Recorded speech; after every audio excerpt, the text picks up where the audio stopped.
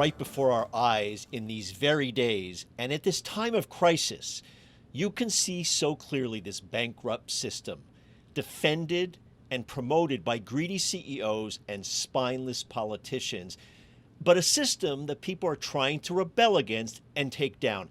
And that's the picture of two really important fights that I want to focus on today. The fight to get millions of workers a $15 an hour federal minimum wage, and the organizing campaign at Amazon. And that's what we're going to connect to in today's episode. This is Jonathan Tasini, and it's great to have you with us again for our show for February 17th, 2021. You can lend a hand to all our work by going over to workinglife.org, look for the podcast tab, and click over there, and you will see a link to Patreon where you can sign up as a one-time sponsor or a monthly supporter. Or you can do the same thing by using ActBlue. Go over to ActBlue and look for Working Life with Jonathan Tasini, and there you also can become a one-time sponsor or a monthly sponsor. Now, how irritating, maybe irritating is the wrong word, it's better to say infuriating, to keep reading about these so-called Democrats, and of course, I believe every single Republican who oppose raising the federal minimum wage to $15 an hour. How deeply out of touch are these people who oppose giving people a semi-livable wage to try to survive on? Semi-livable, by the way, as I'll show in a sec, because $15 an hour is no great shakes if you think of what it takes to actually live on.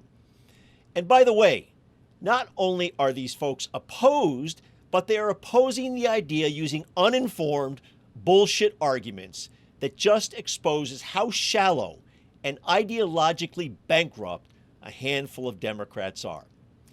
So this is an important thing for millions of people, as in the difference between having a few bucks to buy food versus going hungry. So I thought I'd arm everyone in the audience with the just four most important things to say to people, to encourage them to make this fight a priority or to take on the uninformed with actual information. Number one, keep this thing in mind.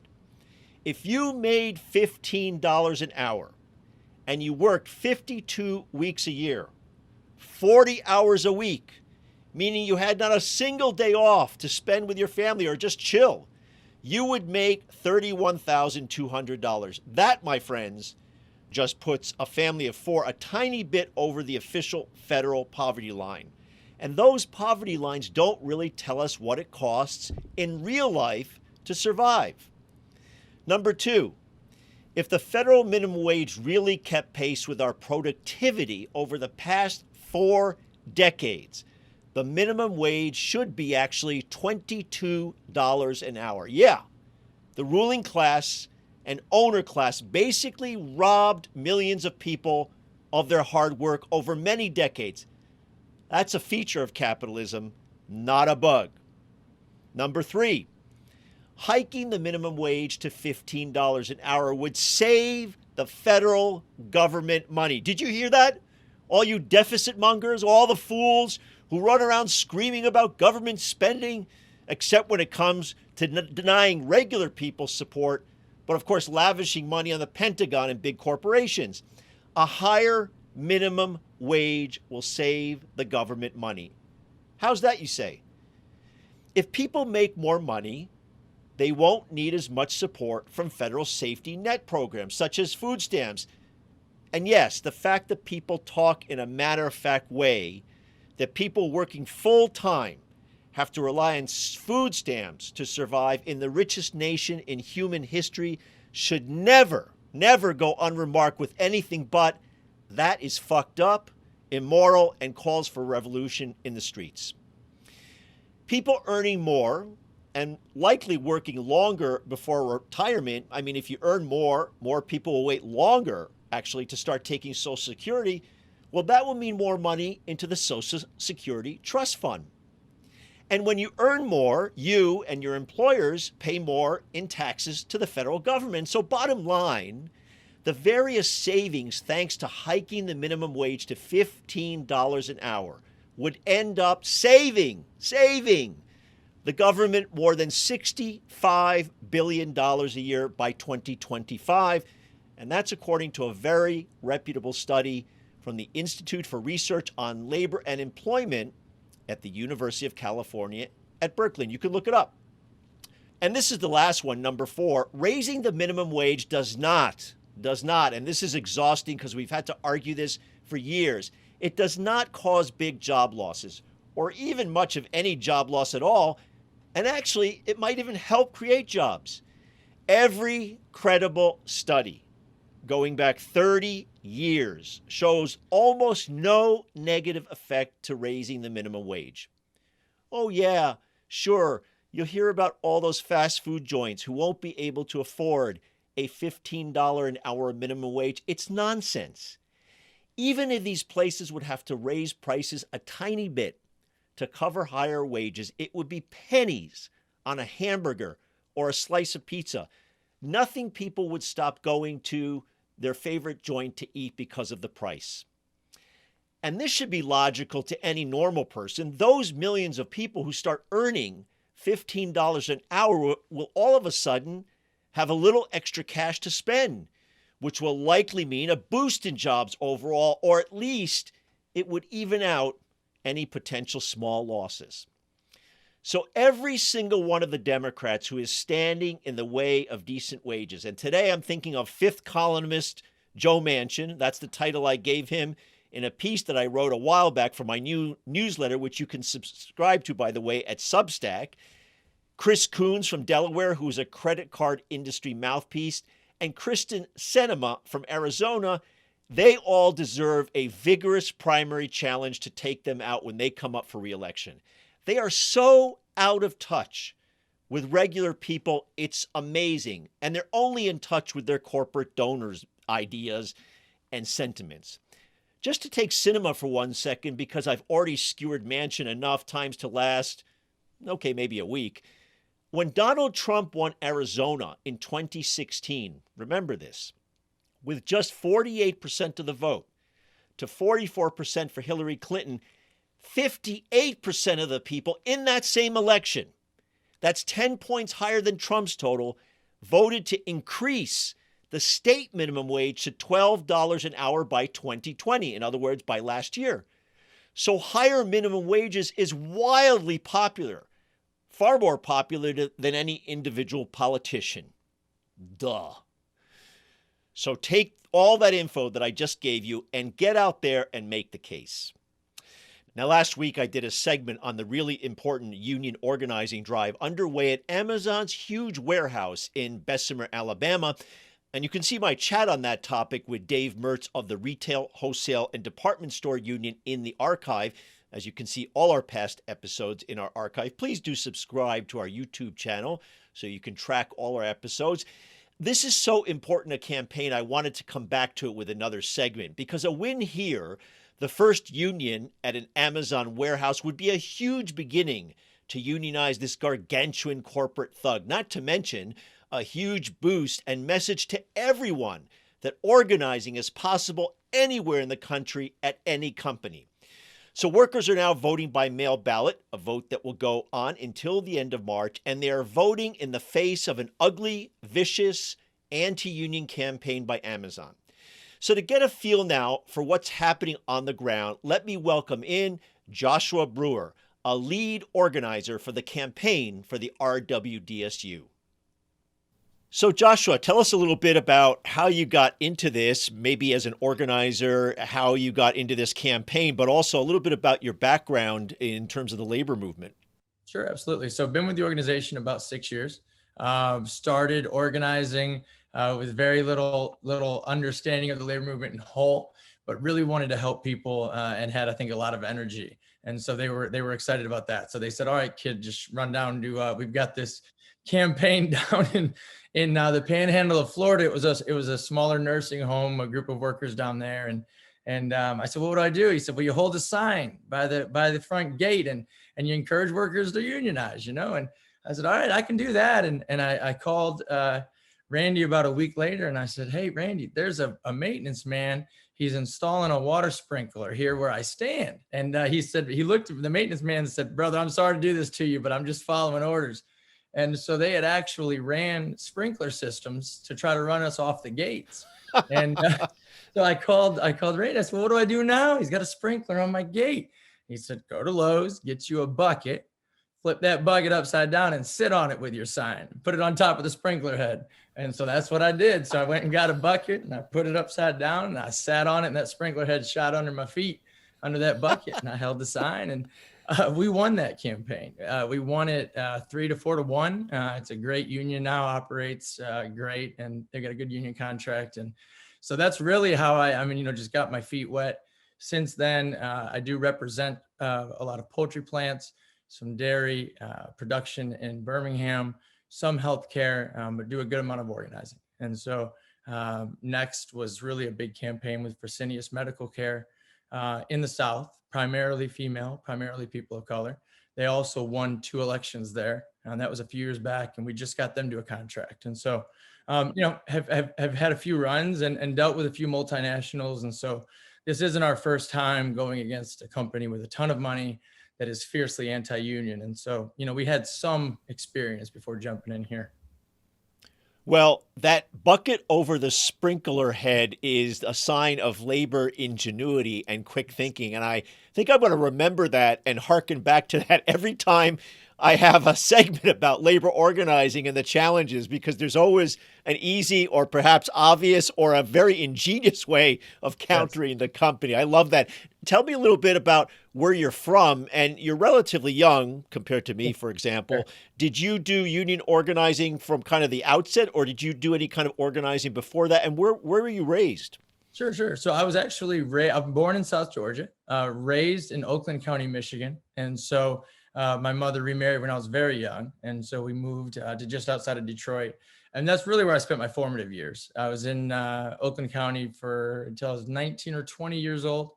Moved back down south, just different odds and jobs, tried to find my way, partied a little long from college. And then really about 24, 25, just started trying to find my way, wanted to help, had a lot of people that helped me along the way. And so started in youth ministry, actually, in Alabama here, dealing with youth. And so interestingly enough, I also say this, they say, well, how did you all, organize 6,000 people into some agreement? And I said, well, I used to have to organize about 60 10-year-olds at a week-long camp retreat. And so if I can chase all of them down and we can keep them in a group, then it's really the same thing. And so on a much bigger scale, but dealt with youth, did some mission work overseas in Honduras, a couple trips there. Just tried to find my way. Met with a man named Johnny Whitaker. Actually went to church with him. He was our local president at the time in the Mid-South Council. And he said, look, man, you got to give it a shot. I really think you'd like this. You've got an interest in business and you want to help people, and we need people like you. So, that's really how I got involved. It was just another, and the way I see it now is it's just an extension of ministry. I think it's a very similar field. People need help. They need advice, and we've got some good answers for them. And so, I see it really paralleled pretty much the same. That's wonderful. So, okay, the ballots are out in the mail, and workers are now having a chance to cast their ballot for or against the union. What's the vibe right now on the ground, if you can give us a sense of that? Sure, it's a fight. It's a fight. There's no doubt about it. It's exciting.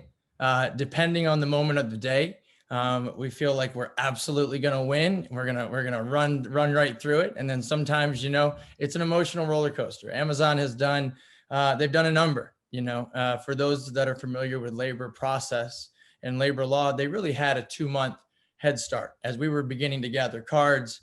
And before we had access to employee information, and we're really able to reach the majority of the employees outside of just trying to get them on the gates and through community organizing. They were already doing a full-fledged anti-union campaign with captive meetings and inoculating people into these really misinformation and twisted kind of facts twisted lies that they call facts. And so, it's taken a lot. Once we were able to have access to the workers' information, like phone numbers, email addresses, that we were able to start putting that good information out there to everyone. And so we're really seeing the momentum shift, because I think a lot of workers are saying, okay, I spent 2 months hearing from Amazon, and now I'm really hearing from the union, and I'm starting to look at this thing, and I think they're seeing where a lot of the stuff Amazon told them is not adding up. And I think there's a lot of now skepticism forming around a lot of the things Amazon was saying that is now being proven to be really untrue. And not just untrue from the union's perspective, but from the media and the general public and all this support, the overwhelming amount of support that they're seeing and feeling in the last few weeks, as this has really, captured the nation's attention, at least for labor and the economy. And so they feel that, the workers feel that, and they feel that momentum. The organizers feel the momentum on the gates. The folks on the phones, we at this point, our staff has expanded tremendously from labor all over the country, helping out, and our own staff. And so, they're feeling it on the phones. And so we feel really good right now. We feel excited, but we definitely are in a fight. It's Alabama, and this was never going to be easy. So you mentioned a couple of things just now that I want us to spend a little more time on, and that is the nature of how hard it is to organize. And you sort of said Amazon had 2 months to prepare and go after people and quote unquote inoculate them, which is beat the crap out of them and completely propagandize them. And organizers have to get people at the gates and or track them down at home. And so let's make an analogy, which I made actually last week when I talked to your colleague, Dave Mertz. Let's say there were two people running for president of the United States. And one person, let's call it Mr. Amazon, got to campaign and talk to every single voter face to face inside the United States. And then on the other hand, the opponent, Ms. RWDSU, had to do all his or her campaigning, in this case, Ms. RWDSU, her campaigning, say from Mexico or from outside the country, and had to try to reach all these voters without actually knowing where they lived or being able to reach them on a day-to-day basis. My point is that the analogy here is really, really important to understand that it's so hard and yes, there's so many obstacles for the union, first of all, just to interact and get the information to people. Sure. No, that's 100% right. And I think it's I'm with you 100%. I think it's actually, when we look at addressing labor law in this country and how do we give really workers their freedom back to organize? Because if you look at the national polls, if you look at really any sort of studies, workers want unions. They just can't get them. And so, we have to address that. And I think when you look at Europe and you look at some of these countries with larger unionization rates, you're seeing access. You're seeing laws that provide access to the union to be able to have a fair election. And I think that you're 100% accurate. And so, the way the federal labor law system works is we had to provide legally 30% of the 6,000 workers signing authorization cards in order to begin the process, right? Even at that point, that just began the process. Now Amazon has the ability, through a broken labor law system, to jam this thing up for months and months on end in that very beginning process, which they attempted to do. And we had to make some legal strategy decisions in order to avoid those costly delays, because anytime you have a movement, there's excitement, and there's a movement in a moment in time that you have to capture. And so Amazon knows that, and Amazon and any other major company, their first goal is to delay, and stop the vote from happening. And so, look, Amazon tried that. We were able to get past that. Even through that process, we did not have access to employee information. And so when and you the really delays always use the delays always are to the advantage of the corporation, obviously, because there are some people who are really committed, the organizing committee, the people that really want the union, but a lot of people are sitting back and saying, yeah, I'll support the union. But then when delays come, and then delays on top of delays, they start getting concerned that ultimately what they need and what they want won't come to pass. And that's where the real challenge is for union to keep folks together in the face of this relentless effort on the part of the company to bludgeon people, delay, and frustrate people. That's exactly right. And it's even more frustrating because during the summer months and fall months, as we're building committees and community organizing and talking to people, we're showing them labor law. And so they have this expectation of what's going to happen. And then when they get into the fight and they see corporations get to break those laws and really just ignore them with very little punishment. And, you know, in this country, we do not do civil punishments. We do not put any sort of labor violators in jail or things of that nature. I know the president has talked about looking at some of those things in this administration. I think they're important. I think there should be some repercussions to violating federal law. You know, I know a young lady right now in my mind that I had a conversation with this 17 years ago. She was falsely accused for a bad check for $91. She was given a felony at that time and a public defender. And that felony is still on her record. She didn't write the check. She has an alibi. She can show where she didn't do it. It was at a pet food store and she doesn't own a pet. And so, but for 15 years, that has prevented her in many ways from having the careers that she wanted. It has been a stumbling block for her. And when you look at a multinational company where you look at a campaign that people are saying has economic implications for the entire country, and then you allow those entities to just break laws and do it so openly and brashly with zero repercussions, I think that alone is just a social construct and a national problem. Right. And when they break labor laws on top of that, they're breaking safety and health laws. So in this country, if you kill somebody out in the street, even if you run them down with a car, you will go to jail for a very long time. Right. If a corporation and a CEO kills a worker at work, they will essentially get off with a slap in the wrist. There might be a financial fine, and that's just basically deductible by the company. It's a cost of doing business. But none of these CEOs ever go to jail, no matter how many workers are killed, how many workers get sick, and how much damage they do to workers' physical lives. And that kind of leads me to a question. Let's get down into the weeds here about what's happening at this warehouse. What's been the safety and health record here? Because I know from looking around at Amazon warehouses, not just in the United States, but around the world, Amazon has a really piss poor record when it comes to safety and health. They do actually generally 3 times the national average for significant injuries. And so, you know, when I would say local facility, we deal with, you know, a plethora of people that are on leave, on medical leave, that are either coronavirus or workplace injuries, repetitive motion. I would say that as a local warehouse, I wouldn't be able to say that it's any worse or any better than the other Amazon fulfillment centers, because those numbers, Amazon is very much lock and key with a lot of this information. I would say, though, that when you have a worker working at the pace that they're doing on 10-hour days, which is their primary concern, is that we have a 10-hour work shift and we're getting 2 30-minute breaks. Well, some people say, oh, well, so do I. Okay, well, but let's just talk about this. Most of us don't stand on a line for 4.5 hours a day and pack and rip and pull and move constantly, very, very rapidly on our feet, right? So you then get done with your 4.5-hour run, you get this 30-minute break. Well, keep in mind, Amazon fulfillment centers, including this one, are up to 16 football fields in size. And so the scope for people is hard to imagine. I mean, it's hard to imagine a warehouse that houses 6,000 workers, not including contractors. There's probably 7,000, 8,000 workers in the building. And so you can fathom this size. And so the workers say, look, we walk 4 football fields to our break station. We get there, we sit down, we go to the vending machine, get a water, go to the bathroom, we sit down, and we have 7 or 8 minutes to eat something. And we've got to start the journey back across that monster facility to our workstation. And so, and they don't even have regular, normal pee breaks. I mean, let's face it, you can't time the moment when you're going to need to use the bathroom.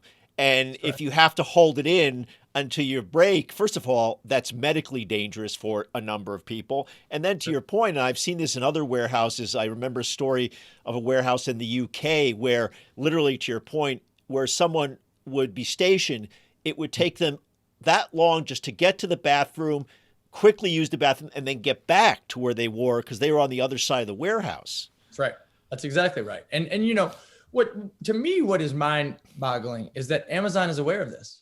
They could fix this. They could do very small things just on this issue alone, but they refuse. And that has been their history. They're not going to listen to, they don't want to listen to labor. They don't want to listen to public perception. They don't want to listen to OSHA. They don't want to listen to the Senate, the Congress. They feel truly, and they act as if they are larger than us. And I think for people watching and paying attention to this campaign, that should be one of the most important parts of this campaign, is that there's a large portion of this country that is not able to speak out against Amazon. You look at their sheer size and the fact that they're now infiltrating digital media, movies, production, retail, food, business. It begins to get very worrisome, right? There's a reason why we have laws in this country to protect against these kind of things, and we've seen that on this campaign, you know. And let's underscore the point that Amazon could do all this because it is owned by the richest person on the planet. Elon Musk might have passed Jeff Bezos briefly, but let's face it, Jeff Bezos is richer than most human beings who have ever walked on this earth. By the way, he's not rich because of me, because I refuse to patronize Amazon until they're a union company. And certainly for other reasons, Amazon destroys local small businesses, as you well know. But the point is, they could do small things, and they can afford to do that. They have a huge amount of money. They have a huge amount of cash. They're making money hand over fist, including during, as you know, during the pandemic when people were stuck at home. Their profits and their revenues have gone sky high. So this is just about the amorality of this company. And I assume that most of your workers know at least a part of that. And that's what I want to kind of move to, is sort of, did workers come to this organizing effort knowing sort of what Amazon's impact was generally on workers? Was it a personal decision on their part because of their own circumstances, or did they see also as well, some saw it as a bigger movement?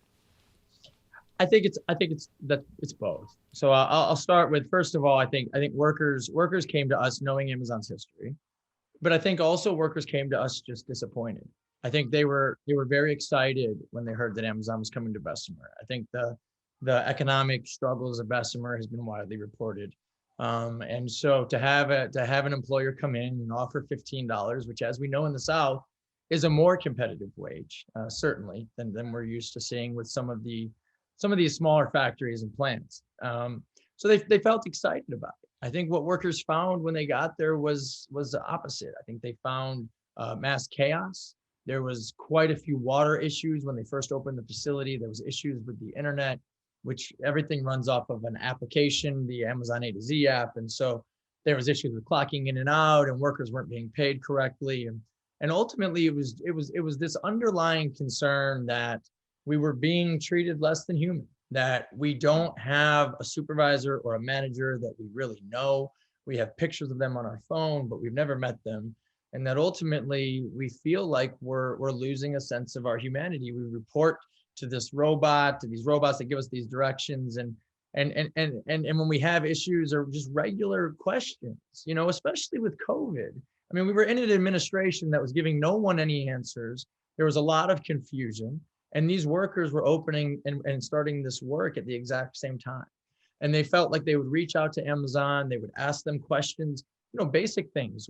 What do I do if my spouse is COVID positive? Am I supposed to come in? I have no symptoms. Am I going to lose my job if I don't? And so often these questions just went unanswered. And so, you know, I think you spoke to it. Amazon has the ability to fix some of these issues if they truly wanted to, but they don't. And they are choosing to open these facilities in places where they know workers will need the wage, where they know workers will put up with a lot of the nonsense. And it's intentional. And I think, I think workers were aware of some of the past, but we're certainly not aware of the bigger picture here as far as labor goes, right? So one of the things you mentioned about inside the warehouse, give us a sense. I gather that what you said when you mentioned that workers don't see their managers, don't know who they are, their pictures on a phone, that folks can be working in this massive 6-foot football field size warehouse, as you mentioned, and they might not see anybody who is their partner from a sort of manager standpoint. They're working alone, pulling this stuff and answering just to a robot. Well, that's all right. So there's so much going on, and there's an application, and then they have the robotics. And so so often they're told to message HR or set up an appointment if you need to speak to anyone with human resources or with your manager. And again, these are the complaints where they said they would just go and answer. They would send the email, they would try to schedule the appointments. Nobody would come. Next thing you know, your disciplinary paperwork is also delivered on the app many times. And so there's a thing called TOT time off task. And that's the other large issue at Amazon that they're refusing to acknowledge. And that is essentially everything at Amazon, as we know, is incredibly automated. From the time you click buy to the time that product shows up at your house, it's Henry Ford, mass 80 years forward, right? And so there's a very, very, very distinct way that this assembly has to happen, and that these things have to go, and it's all very tight in time. And so, very impersonal, and of course, sterile, and probably quite alienating. I can't think of a more alienating environment as you've described it. And that must have contributed to folks talking to each other and saying, there's got to be a better way. We have to be treated with some dignity and respect. We have to have some rights, which it's one reason Amazon has assiduously, aggressively fought any attempt to unionize. And let's talk a little bit, give us a couple examples about what Amazon has been doing to destroy the union movement. Sure. So, they started with captive meetings very quickly. And to give everyone an explanation of captive meetings, it's essentially a meeting where they have their employees come in, they pull you off the line, pull you off of your job, and they bring you into these meetings that they call classes. And they're led by anti-union consultant lawyers that are paid very well to essentially manipulate information and misinform workers and try to prevent workers from unionizing. They're generally very versed on labor law. They know exactly the line that they can go up to and generally not cross. Now, that's not to say they won't cross it. They absolutely will cross it. Back to our earlier conversation. If they feel like they're losing, they'll cross it just because there's no real punishment to stop what's going on, and they'll take their lashings later. And let's be clear what the line is, so my audience knows, and that is, they can't threaten to fire you if you join the union. There are a few things where the line is drawn, and your point I want to underscore, the cost of that, the penalty is tiny, so they will often do that. But let's be very clear about what that line is.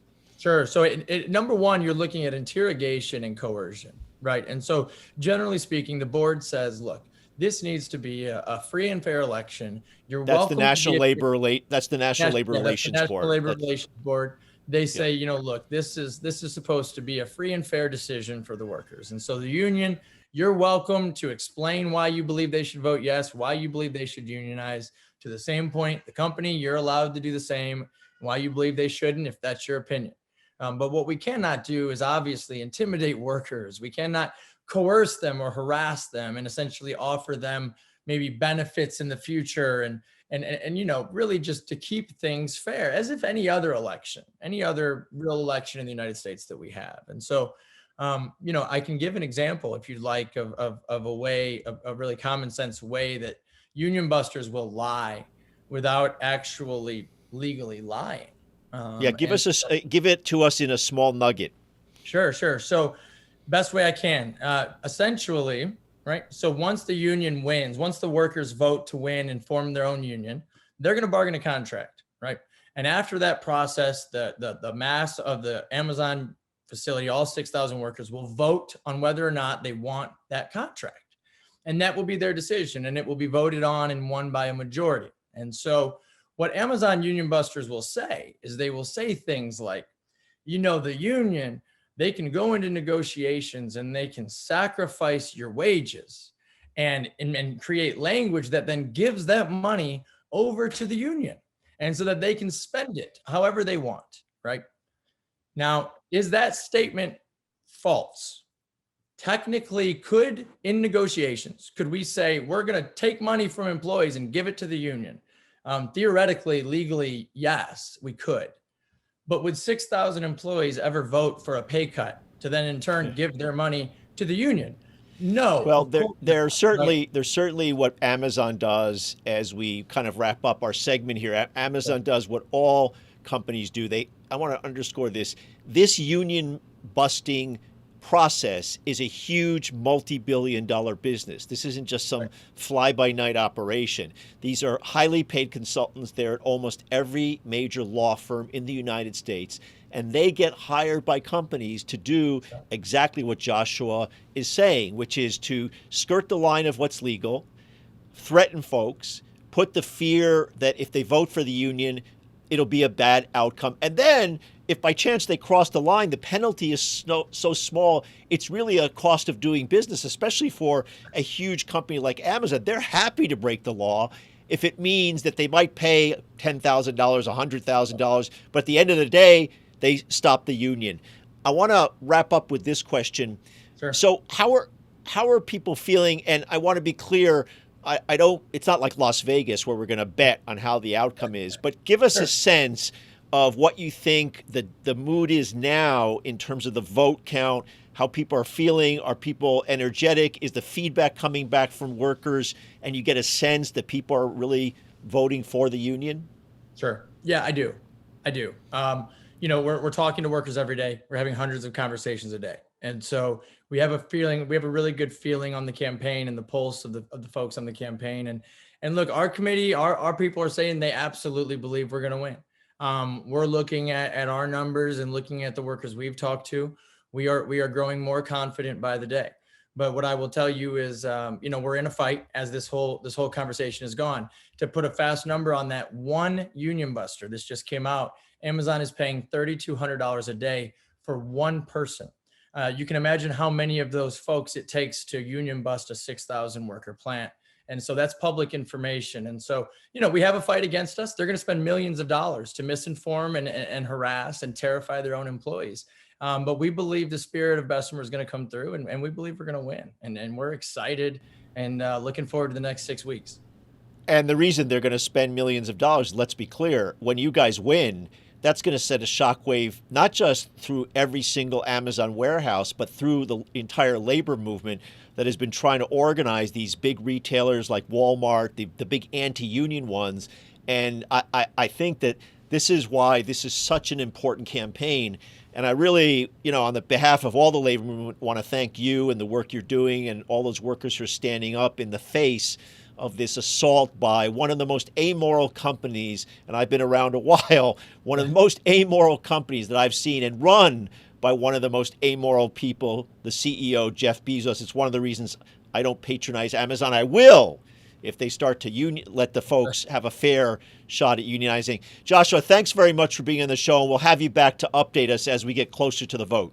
Sounds great, brother. I appreciate you having me and appreciate the work you're doing getting the messages out. Thank you, brother. That'll do it for this week's broadcast. Thanks to my guest, Joshua Brewer. Our editor is David Hebden. Help us continue to bring the stories of the courageous workers at Amazon and other organizing efforts by becoming a sponsor for a few bucks to pay for our modest overhead. Keep this show on the air. So go over to workinglife.org, look for the podcast tab, and click over there, and you will see a link to Patreon where you can sign up as a one-time sponsor or a monthly supporter. Or you can go over to ActBlue and look for Working Life with Jonathan Tasini, and there you can also become a one-time sponsor or a monthly sponsor. In any case, do subscribe to the YouTube channel. Please, just do that. Go over to YouTube and subscribe to the channel. Pass that link around to your friends so we can start to build that audience. Hey, thanks for being with us. Look forward to having you back next week.